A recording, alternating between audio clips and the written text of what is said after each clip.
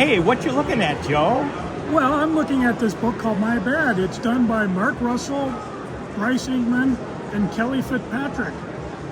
Some top-notch creators. But what's this person's name right there? I can't read that. What is that? I think it says Peter Krause. Peter Krause.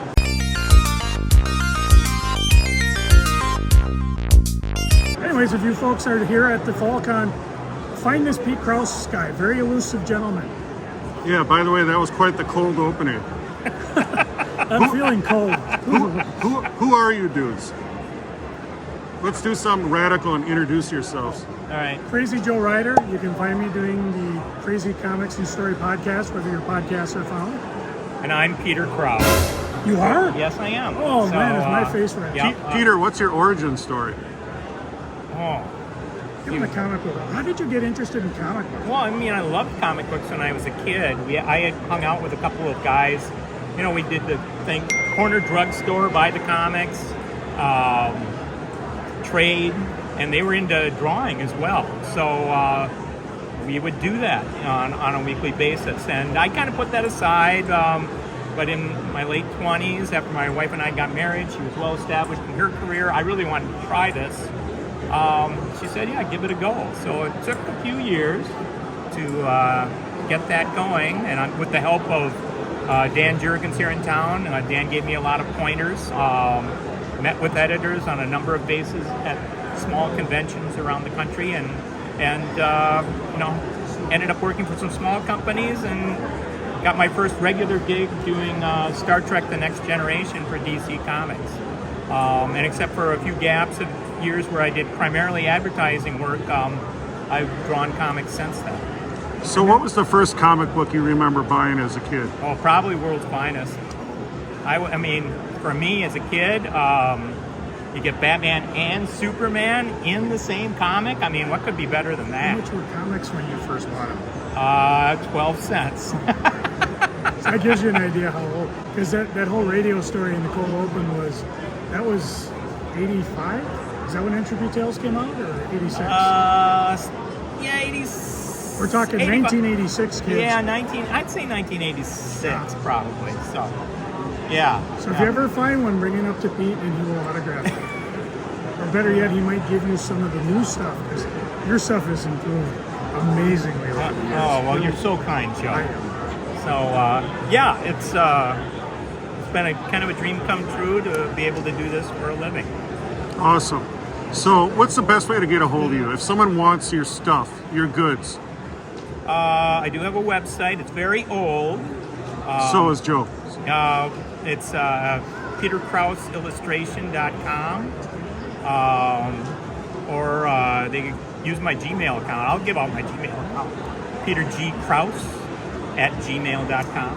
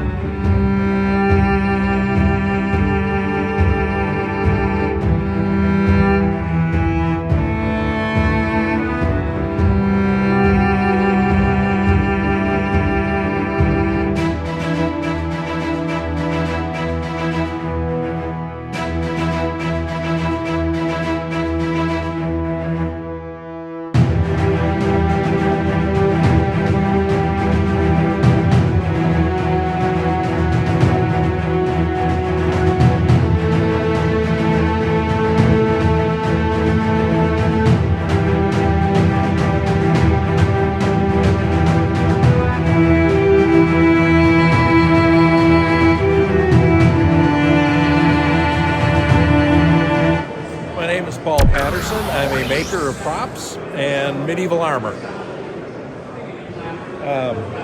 This is one of my favorites. This is my Captain America scale shirt. I've actually got about 400 hours in this. If I was making that out of chainmail, it was about a 60-hour project. But it's all flexible scales.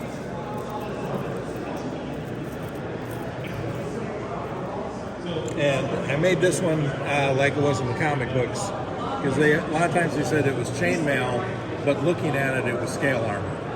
So that's what I made that from. My wife here made the Winter Soldier sleeve after the one that was used in the movie Winter Soldier. I had fun making it. She used bigger scales, so it didn't take as long to make that one as mine did. I was smart.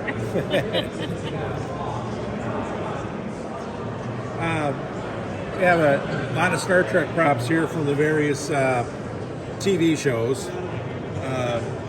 This is Quark's box from Deep Space Nine. In the storyline, he had his disruptor pistol in it, and when he went to get it, there was just a note in there from his brother Rom saying, "I borrowed it to use the parts to fix something." So this is from Stargate, one of the episodes they were in Russia. That was one of the license plates that was on the cars over there. This is the bosun's whistle from one of the Star Trek movies. I think it was number 2, Wrath of Khan, I believe.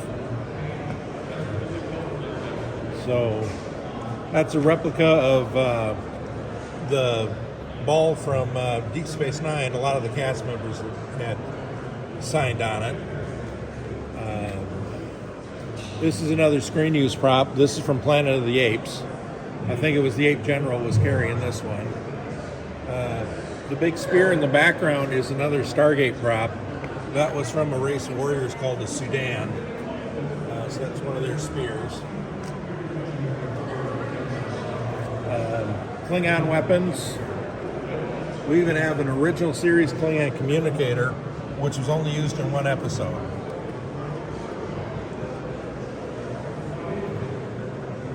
Most of the things in the box here, it's a mixture of Star Trek, Deep Space Nine. They got a self-sealing stem bolt. The copper jewelry was used in Stargate. The hollow emitter from Voyager. Uhura's earpiece. The costume back here in the mannequin, it's from a comic, first comic line. The character's called Grimjaw. So that's one I put together myself, bought a few items and made the rest of it. And this is our superhero board here. Got a lot of green arrow pieces.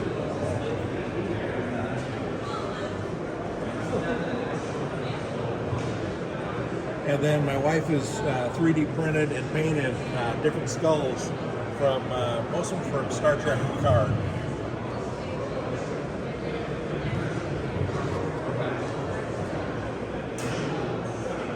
kind of a mixture. All the stuff on the upper board and the cards there are from a movie called The White Princess, which took place in England. And then there's a follow-up movie called The White Queen. That was during the War of the Roses. You got the white roses and the red roses. So she was on the white roses side. The two bracers are actually from the TV series Grimm, and they were screen used. The military ranks, those were all show used in Stargate TV series, and I think the West Patch is from the movie.